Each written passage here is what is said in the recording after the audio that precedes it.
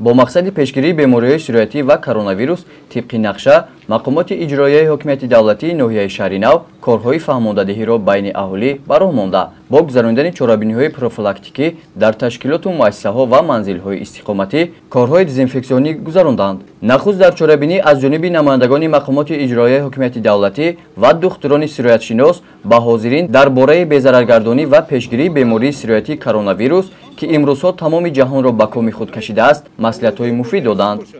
در تمام ناحیه برای پیشگیری بیماری‌های سیرویاتی گروه‌های مخصوصی کاری بی‌ضررگردانی تشکیل نماییم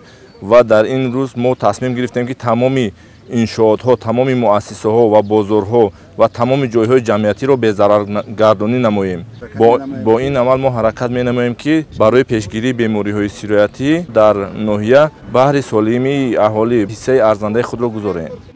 در چرابینی دزینفکسیونی و بی‌ضررگردانی زیاده از 200 نفر دکتران با لباس‌های مخصوص و نمایندگان کسب و کاری گوناگون همچنین کارمندان بخش کمیته حالت‌های فوق‌العاده و گردشدنی در ناحیه شهر نو اشتراک نموده تمام اتاق‌های کاری کارخانه و تشکیلات مؤسسه‌های تحصیلات میانه عمومی کودکستان‌ها بیمارخانه درمانگاه و گرد و اطراف را با داروها بی‌ضرر گردانیدند. در اساس نقشه چرابینی کمیته حالت‌های فوق‌العاده و مدافع گردشدنی اوید به پیشگیری بیماری کرونا ویروس از جانب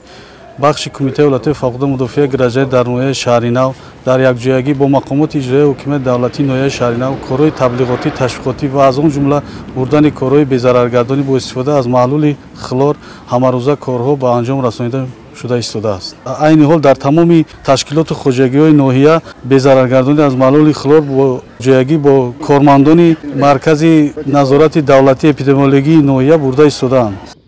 با مقصد پیشگیری بیماری‌های سیرویاتی و کرونا ویروس در ناحیه از جانب مسئولین تدبیرهای سریع اندیشیده کارهای پروفیلاکتیکی ادامه داده می‌شود. گزارش سیدنور عبدالرسولов، خورشید علیموف، فیروز میرزویف از ناحیه شهر نو برای برنامه اطلاعاتی نوید.